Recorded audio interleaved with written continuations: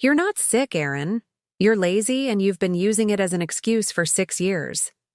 That's what my own mother said to me, standing in her kitchen, arms crossed, while I sat there too exhausted to even argue back properly.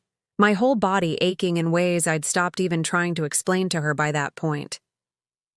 6 weeks later, a new doctor sat across from me with a folder of blood work and said the word lupus out loud for the first time in 6 years of me trying to get anybody to believe something was actually wrong with me. "My name is Aaron Boyd. I'm 38 years old, and I live outside Milwaukee, Wisconsin.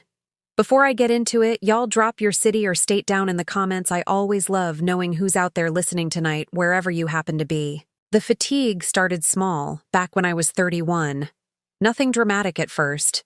Just a tiredness that didn't lift, no matter how much I slept. The kind of bone-deep exhaustion that made climbing my own stairs feel like a genuine accomplishment. Some mornings the kind of tired that a full night's sleep should have fixed, but somehow never quite touched, leaving me staring at the ceiling some mornings, just gathering the energy to swing my legs out of bed.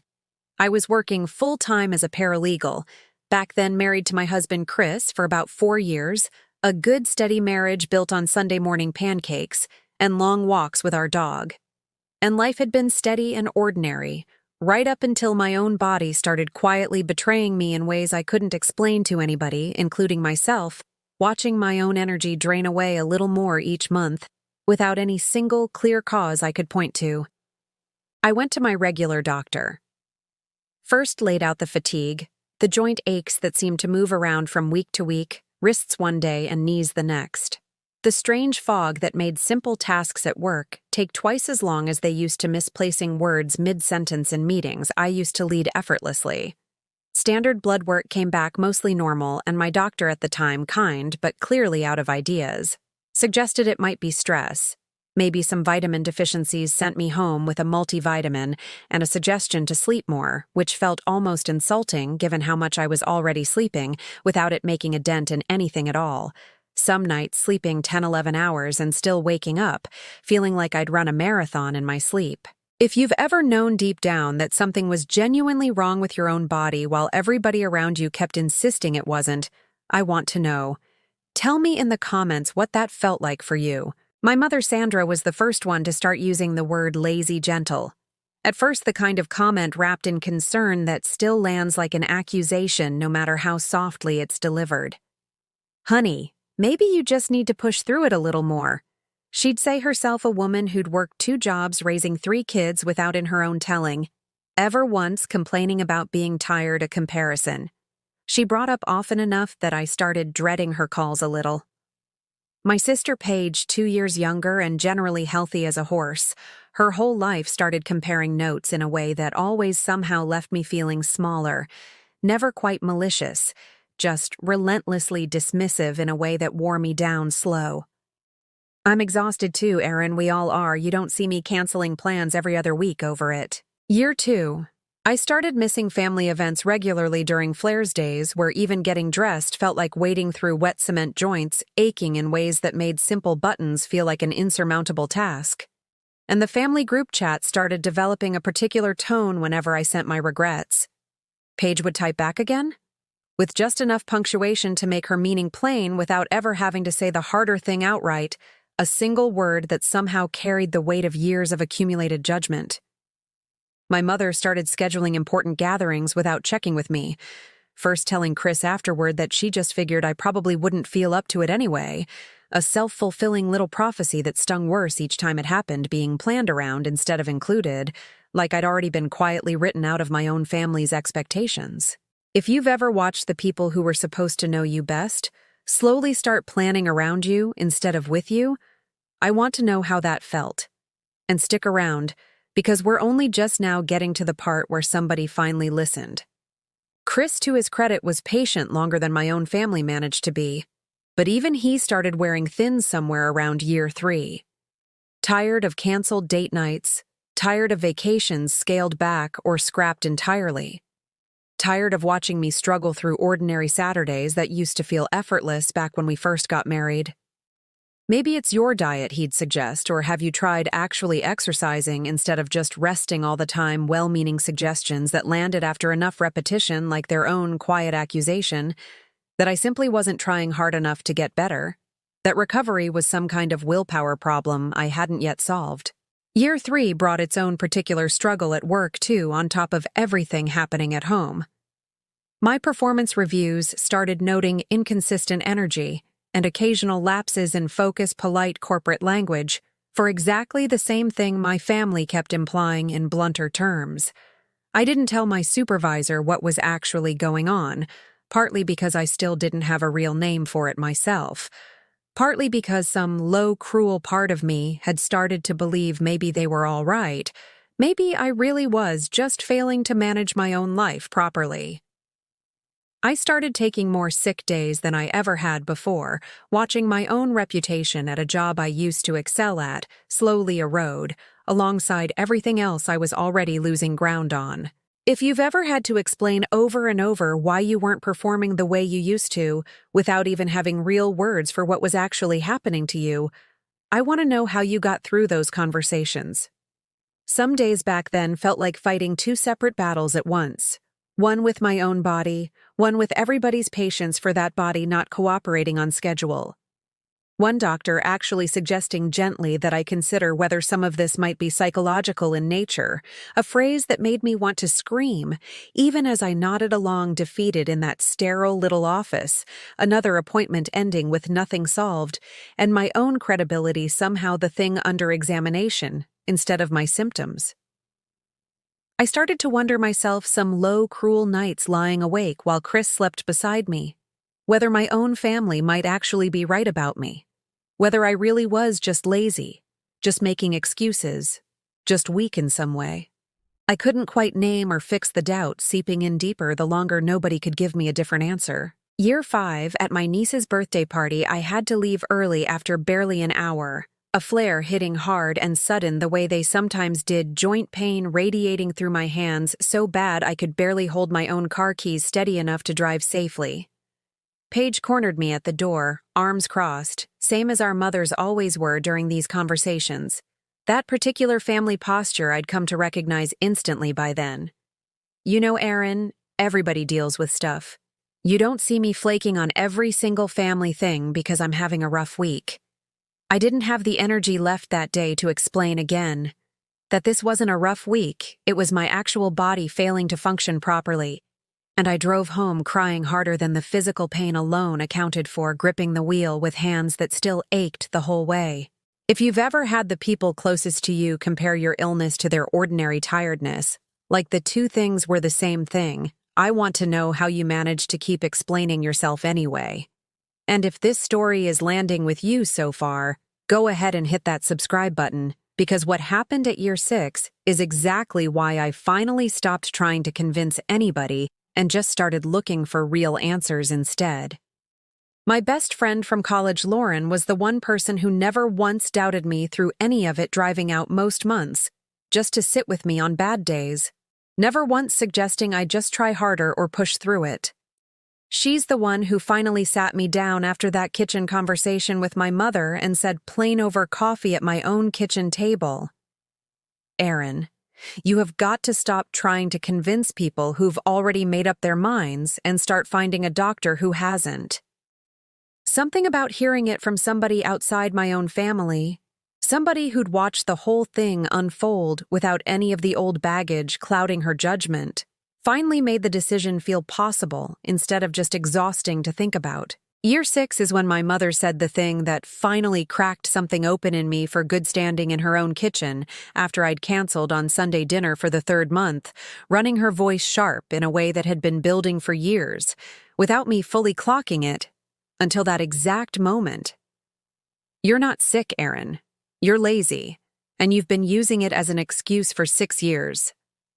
I sat there in her kitchen, too exhausted even to properly argue, watching my own mother's certainty about a body she didn't live inside, her arms crossed tight, her face set in that particular expression of a woman who'd already made up her mind years ago and simply been waiting for the right moment to say it plain.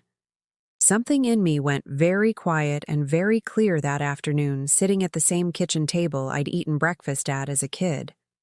I drove straight from her house to my computer that same evening and started researching specialists instead of general practitioners, rheumatologists specifically, after stumbling across a symptom list online that read disturbingly like somebody had been quietly cataloging my exact life for the past 6 years.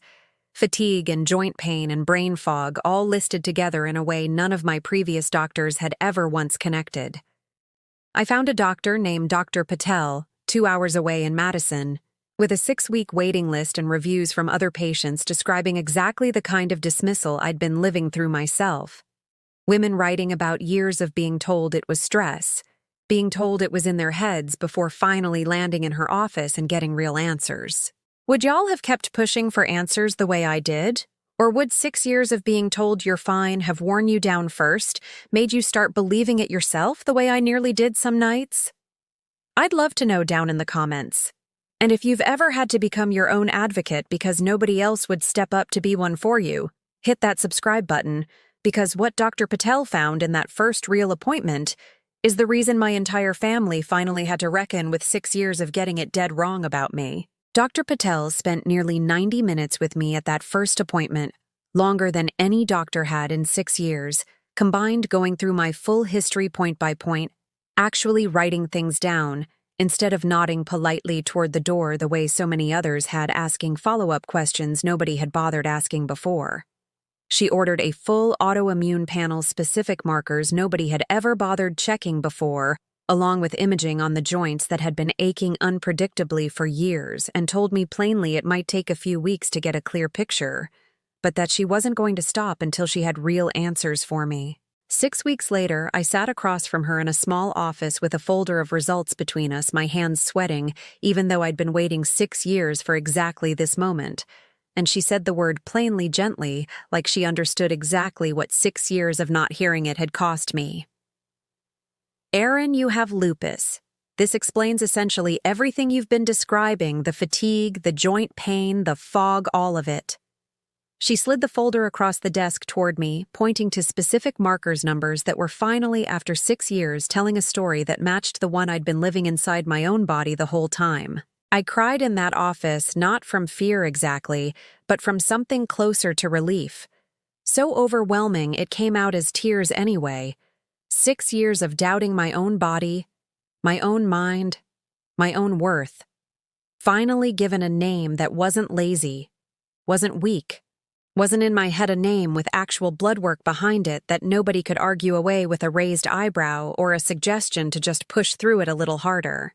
I told Chris first that same evening, sitting across from him at our own kitchen table, watching his face move through something complicated guilt, sitting plain underneath his own relief, that there was finally an actual explanation for 3 hard years of watching me struggle without understanding why. He apologized genuinely for every diet suggestion, every gentle push toward exercise, every moment of quiet impatience he'd let show over 3 hard years, reaching across the table to take my hand in a way that felt different than his usual comfort, heavier with real understanding now. I told my mother and Paige, separately calm, as I could manage, laying out the diagnosis, plain the markers, the imaging, 6 years of symptoms finally connecting into something real and documented that neither of them could wave away with a comment about pushing through it. My mother went quiet on the phone a long while longer than I'd ever heard her go quiet, before the silence stretching out uncomfortable between us.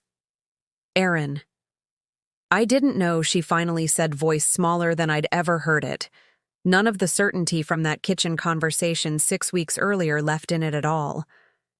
I told her as gently as I could manage, given 6 years of accumulated hurt, that not knowing and refusing to consider the possibility were 2 different things, and that I'd spent 6 years being told I was lazy by the person who should have been my first advocate, not my harshest critic, the one person whose belief should never have been something I had to fight this hard to earn. Paige's response was messier, some genuine remorse tangled up with defensiveness about her own past comments, a few weeks of careful, awkward distance between us, before she finally called and just said, plain voice, unsteady in a way I'd never heard from her. "I'm sorry, Erin. I was wrong and I made everything harder for you when you needed it to be easier. It wasn't a perfect apology, and it took her longer to get there than I would have liked, but it was an honest one. And I've learned over 6 hard years that honest usually matters more than perfect. Lauren has been there through all of it too, showing up at that first appointment with Dr. Patel, just to sit in the waiting room in case I needed somebody texting me every single week, checking in without ever once making it feel like an obligation. She's the kind of friend I wish I'd had inside my own family from the very start, and I've told her more than once that I don't know how I would have found the strength to keep pushing without her sitting quietly in my corner the whole way through. It's been 8 months since that diagnosis. I'm on treatment now, managing flares better with actual medical support instead of white-knuckling through them alone while being quietly judged for it. Dr. Patel adjusting my medication carefully over these past months until we found something that actually helps. My mother has gotten better slow and imperfect, actually asking now how I'm doing instead of assuming showing up with groceries during a bad flare last month without me having to ask twice a small gesture that meant more than she probably realized given everything that came before it. Paige and I are rebuilding something more honest than what we had before, texting more regularly, now real conversations instead of passive-aggressive one-word replies in a group chat, though I won't pretend 6 years of comparison and judgment disappeared over one apology delivered on a phone call. I won't tell you this story ends with everybody having perfectly understood everything overnight, because it doesn't. And I promised myself I'd only ever tell you the truth in these stories, same as I finally insisted on with my own family after years of swallowing it down. Some days I still feel the weight of 6 years spent doubting my own body, because the people who should have believed me first didn't. 6 years of quietly wondering if I really was just weak, just lazy, just making excuses the way everyone kept insisting, that doubt still surfacing occasionally even now, with a diagnosis and a treatment plan and proof sitting right there in black and white. Most days, I'm just grateful I finally found a doctor willing to actually look past the surface, and grateful slowly that my own family is finally starting to look too, even if it took 6 years and a folder of blood work to get them there. If there's one thing I'd want you to take from this, it's simple. You know your own body better than anybody standing outside of it ever will, no matter how certain they sound. No matter how many years they've had to build that certainty on top of. And you deserve people in your corner who choose curiosity over judgment when something doesn't add up, especially the people who are supposed to love you most. Trust yourself even when everybody around you is telling you not to, and if you have to walk 2 hours to Madison, or wherever your own version of that drive happens to be, to finally find somebody willing to actually look, then walk it. Because you deserve to be believed, and you're allowed to keep looking until somebody finally does. I'm Erin Boyd. I'm 38 years old, and after 6 years of being called lazy by my own family, one doctor finally found what everyone else had missed, sitting with me patiently, in a way 6 years of dismissal never once did, and I have never once doubted my own body since, not for a single day.